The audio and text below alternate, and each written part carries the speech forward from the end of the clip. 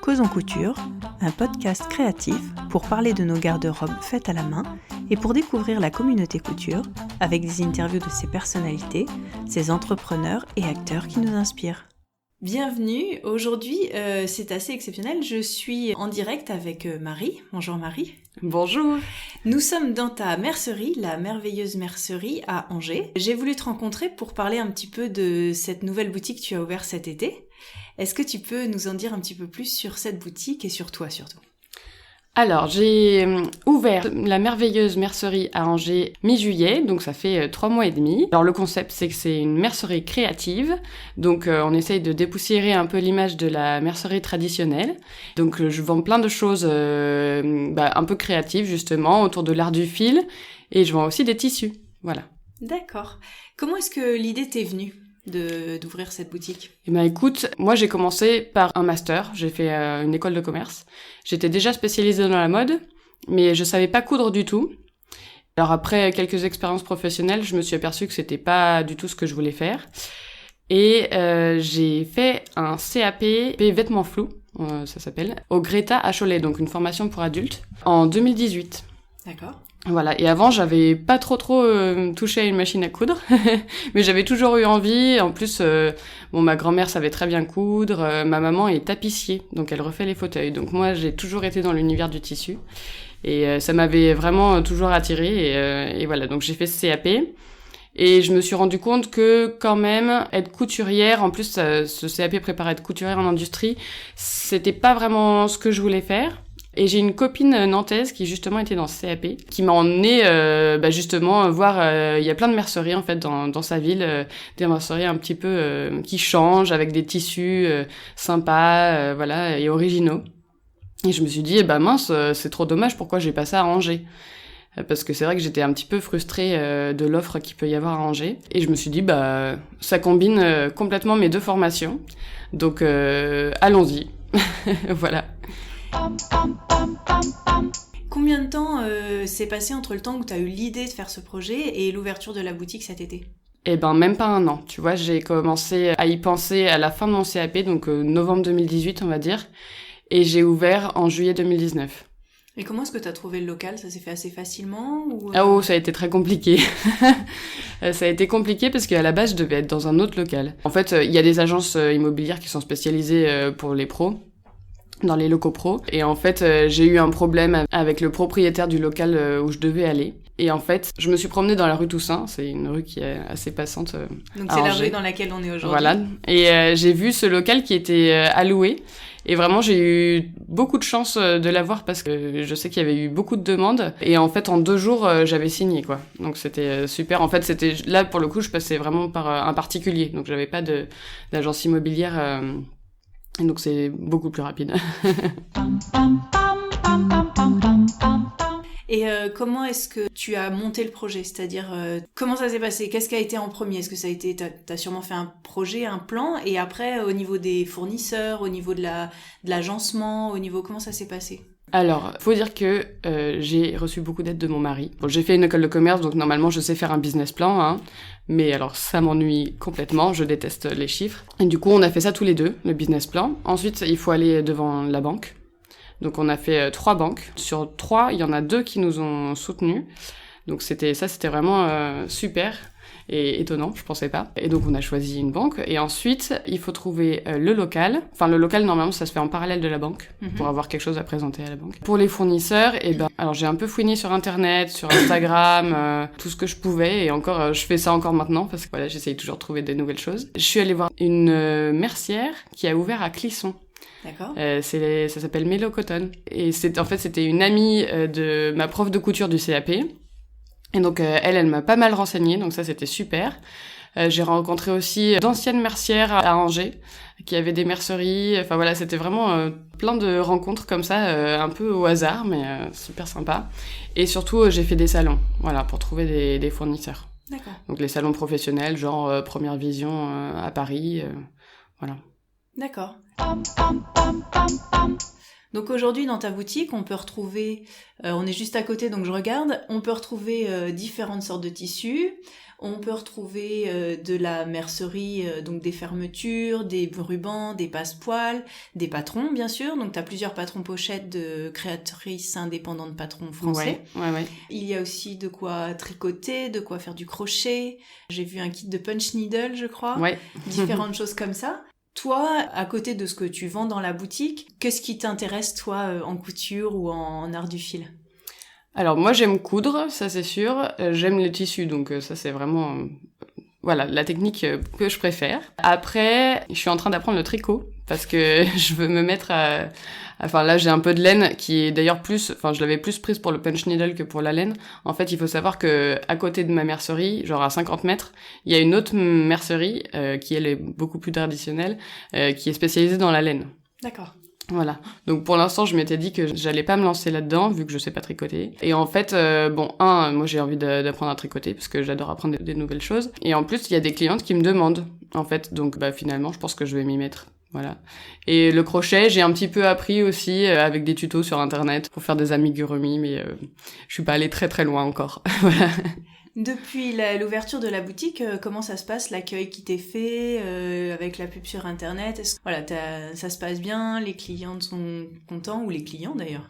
Ah oui, il y a des clients aussi. Ah bah ça se passe super bien. Alors vraiment, je m'attendais pas à un tel retour. En fait, tout le monde a l'air d'être très content que j'ai ouvert une mercerie en centre-ville, parce qu'en fait, il y avait plus rien. Il y a plus que des magasins dans la périphérie de la ville. Donc il faut prendre sa voiture et tout ça. Et en fait, au début, je comptais faire une mercerie un peu plus, pas conceptuelle, mais un peu plus basée vraiment sur des choses très créatives et tout ça. Et en fait, je me rends compte que elles ont besoin, enfin, comme je suis la seule, voilà, c'est ça, comme je suis la seule dans le centre, il y a une demande classique de débannage, donc des aiguilles, du fil, juste une bobine de fil, enfin voilà. Donc voilà, j'essaye de finalement avoir quand même une base de mercerie traditionnelle. D'accord. On peut voir aussi sur Instagram et sur Facebook où tu fais de la publicité, où tu partages un petit peu ce qui se passe à la boutique. Tu organises des ateliers. C'est quelque chose que tu avais en tête dès le début, ou c'est venu sur le champ? Et puis comment ça se passe, les ateliers? Non, ça j'avais déjà en tête. Vraiment, parce que ça fait partie, je trouve, de la mercerie créative. C'est comme un groupe, une communauté autour des arts du fil. Et ça, j'avais vraiment très envie de partager ça. Et alors, c'est pas moi qui donne les cours, parce que je peux pas, je peux pas et faire et avoir des clientes et avoir des élèves, c'est un peu compliqué. Voilà, j'ai trouvé des partenaires angevines pour la couture, pour la broderie, le punch needle. Et en fait, j'organise donc des cours de couture pendant la semaine, donc 2 matinées et une soirée. Et il y a aussi des ateliers qui sont le samedi, qui sont vraiment plus thématiques et plus du coup variés, pas que de la couture, donc de la broderie, du punch needle. Là, je vais essayer de mettre en place une initiation tricot, auquel il faudrait que je participe d'ailleurs, parce que bon, voilà. Mais voilà, donc les samedis, environ 2 fois par mois, il y a d'autres techniques proposées. D'accord, pour découvrir un petit peu tout ce qui est proposé. Oui, c'est plus pour les débutantes ou les intermédiaires si elles veulent. Voilà, pour découvrir d'autres choses. D'accord. Et est-ce que tu vois que, par exemple, sur Instagram, où il y a beaucoup de choses sur l'art du fil, tu vois qu'il y a des gens qui partagent un petit peu ce qui est fait à la boutique, ou est-ce que toi tu partages des choses qui sont faites via ce qui se passe dans la boutique? Ouais, en fait, il y a les deux choses. Il y a parfois je vois sur mon compte Instagram que j'ai été taguée. Alors ça, c'est trop bien. Ça, je trouve ça trop beau. À chaque fois, les choses qui sont faites avec mes tissus, enfin les tissus que je vends, c'est pas les miens. Mais ça me fait vraiment très plaisir de voir ça. Quelque chose qui me fait aussi vraiment plaisir, c'est quand les clientes reviennent avec leur création. Quand je les vois en vrai, alors ça c'est super. Et du coup en général elles coupent pas une petite photo, voilà. Et puis je pense que, en fait je publie de temps en temps justement des clientes qui sont revenues avec les tissus et les robes qu'elles se sont faites, ou les blouses, les jupes. Et c'est vraiment trop génial. Pourquoi est-ce que tu t'es installée à Angers? Moi, je suis angevine, tout simplement. Je suis arrivée à Angers en CM1, donc Et puis j'étais revenue à Angers parce que mon mari était retourné là-bas parce il était à l'étranger, puis il est revenu. Et puis finalement, lui, il travaillait à Angers. En plus, il y avait une demande à Angers. Enfin, je trouvais que ça manquait en fait dans le centre. Oui, les deux se combinaient bien. Le exactement. fait que tu sois d'ici et le fait qu'il n'y ait pas ici une offre. Ouais, exactement. Ouais. Tu travailles avec des personnes qui viennent donner les cours. Est-ce que tu envisages des collaborations ? Est-ce que tu as pensé à peut-être inviter des gens qui produisent des tissus ou des patrons et proposer des temps conviviaux autour de créateurs ou des choses comme ça ? Est-ce que tu as des envies ou des idées comme ça un petit peu plus ou festives ou collaboratives ou c'est vrai que j'y ai pensé. Après, pour l'instant, j'ai pas encore d'idées hyper précises. C'est vrai que pour l'instant, j'essaye de faire démarrer un petit peu tout ça. Mais effectivement, c'est quelque chose à terme que j'aimerais beaucoup faire. Par exemple, je sais que pour la sortie d'un livre ou voilà qu'il y ait je sais pas, une séance de dédicace ou enfin ce genre de choses, voilà. J'aimerais bien, mais pour l'instant, c'est encore un peu tôt. Pour les fournitures que tu as dans ta boutique, tu as une petite boutique, donc elle n'est pas grande comme les grands magasins qu'on va trouver en périphérie de la ville. Comment est-ce que tu sélectionnes en fait les fournitures que tu vas proposer ? C'est-à-dire que, je présume que le fournisseur, il a une centaine de références ou plus, et toi, il faut que tu en prennes 10% par exemple. Comment est-ce que tu vas choisir ? À quel point tu fais intervenir toi ce qui te plaît, j'imagine, et puis ce que tu peux proposer, comment ça se passe ? Ah, c'est super compliqué.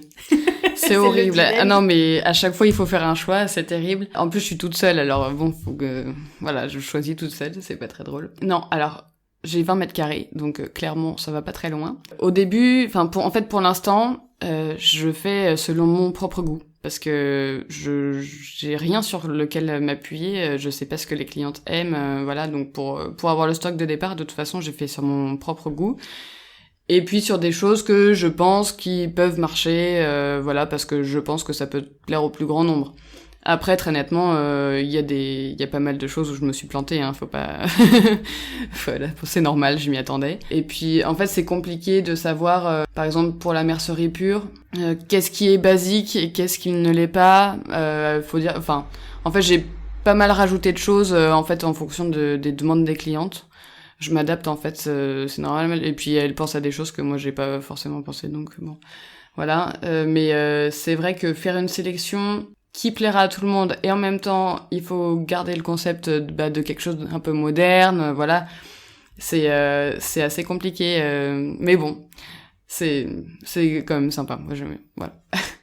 Et par exemple, quel est le tissu qui va avoir le plus marché ces derniers temps ? Est-ce que tu peux nous dire un petit peu, c'est plutôt un imprimé, plutôt un uni ? Ouais, alors en fait, je me suis rendu compte que ça servait pas à grand chose que j'ai des unis. Donc, je vais les finir et puis j'en rachèterai pas. Ce qu'on vient chercher chez moi, c'est des imprimés. Donc, voilà. Il y en a un qui marche vraiment très très bien. Enfin, il y en a plusieurs qui ont bien marché, mais un qui marche incroyablement bien, c'est un tissu de chez Rico Design, un coton, un peu, avec un fond un peu bleu, vert, et des carpes koi, donc un peu japonisant. Et alors ça, il part super vite, donc c'est sympa. Voilà, et puis par exemple l'atelier brunette, ça marche pas mal aussi. J'ai un peu de Liberty, ça plaît pas mal, voilà. Il y a des choses qui marchent super vite et d'autres un peu moins bien, mais du coup quand les choses qui sont parties très vite, du coup en fait ça laisse... on peut voir d'autres choses, c'est sympa. On se rend compte qu'il y a d'autres imprimés qui peuvent plaire aussi. Oui, ça tourne quand... Oui, ça tourne, ouais. D'accord. Toi, en couture, t'as commencé par quoi, en fait ? Aujourd'hui, qu'est-ce qui te plaît de coudre ? J'ai commencé par quoi en couture ? Alors très nettement, avant le CAP, j'avais touché 3 fois une machine à coudre, on peut pas dire que je cousais. Non, du coup, en fait, j'ai commencé par quoi ? Tout simplement par faire des lignes, au CAP. C'était très intéressant, ces lignes. Non, mais en vrai, au moins ça apprend à coudre droit, donc c'est déjà pas mal. Voilà, en fait, dans ma tête, j'avais plein d'idées, mais en fait, je sais pas, je crois que la machine à coudre, ça me faisait un peu peur. Je sais que je suis pas la seule. Voilà, c'est une chose on sait pas si ça va avancer vite ou pas. Enfin bon, c'est un peu... Quand on n'a jamais cousu comme ça, Voilà, bon moi ça me faisait un peu peur, je suis un peu anxieuse de nature alors forcément. Et qu'est-ce qui me plaît de coudre ? En fait moi j'aime les vêtements, hein. Donc très nettement, voilà c'est le produit fini. Bon faut dire que je sais pas, je dois avoir un peu la poisse. À chaque étape il y a toujours un truc qui déconne, c'est horrible. Voilà donc c'est vrai que le processus de fabrication est un peu compliqué, mais à la fin je suis tellement contente que voilà. Tu portes ce que tu fais. Ah oui, ouais. Alors moi je suis hyper difficile, donc ce que je fais c'est le patron que j'ai choisi avec le tissu que j'ai choisi. Et je porte, ouais, parce que je l'ai imaginé et retourné dans ma tête pendant plusieurs heures, donc voilà. Est-ce que tu fais des toiles ? Non, je fais pas de toile, non. Alors ça déjà, j'ai pas appris à faire ça, parce que le CAP, c'est vraiment apprendre les techniques de couture. Là, le modélisme, c'est encore autre chose. Mais je pense que je vais m'y mettre de plus en plus, ouais. Voilà. Est-ce que toi, t'as un tissu préféré, ou c'est quoi ton coup de cœur de la saison, on va dire Mon coup de cœur de la saison. Alors, il y en a un qui me fait de l'œil pour une jupe. C'est difficile à expliquer. C'est une suédine imprimée Python, en fait. Dans les brins, avec un peu de doré. Et il faut absolument que je me fasse une jupe avec, il est trop beau. On mettra une photo dans les notes de l'article, comme ça on pourra partager. Oui, je l'ai vu en arrivant dans la boutique. Ah oui, il est trop beau. Et je vois que tu as une robe aussi en cours de création sur un mannequin dans la boutique.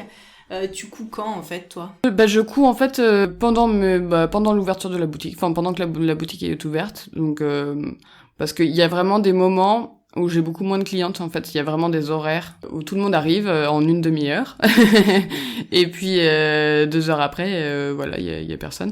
Mais du coup, en fait, je pense que les clientes, elles aiment bien me voir coudre parce que du coup, voilà.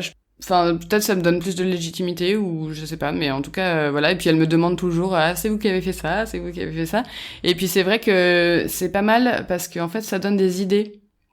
Il y avait un tissu qui marchait pas du tout, que j'ai utilisé pour faire une petite blouse enfant, un patron de chez Ikaté. Qui est sur qui est en vitrine. Et en un mois, j'avais plus de tissu et j'avais vendu le patron au moins 10 fois, quoi.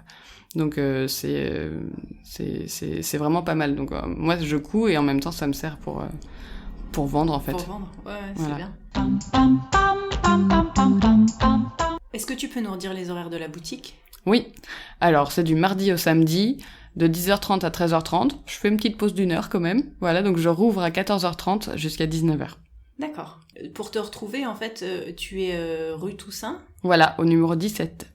Juste à côté de la pizzeria, si ça parle à quelques-unes.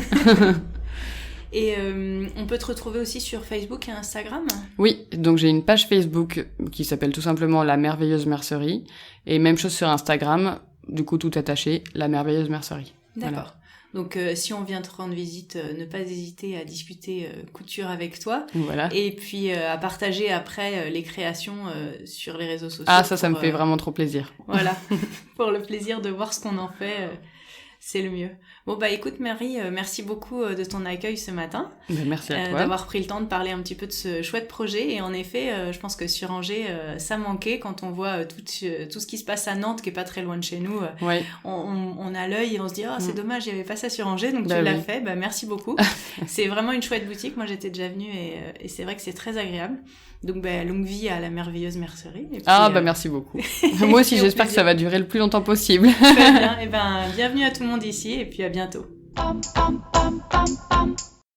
Je remercie Marie de nous avoir reçus dans sa belle boutique. Et à l'occasion de ce week-end de grand salon parisien, où tout le monde ne peut se rendre, je vous invite à prendre le temps de visiter, rencontrer vos boutiques créatives, merceries et autres magasins de tissus locaux et leurs professionnels passionnés et engagés.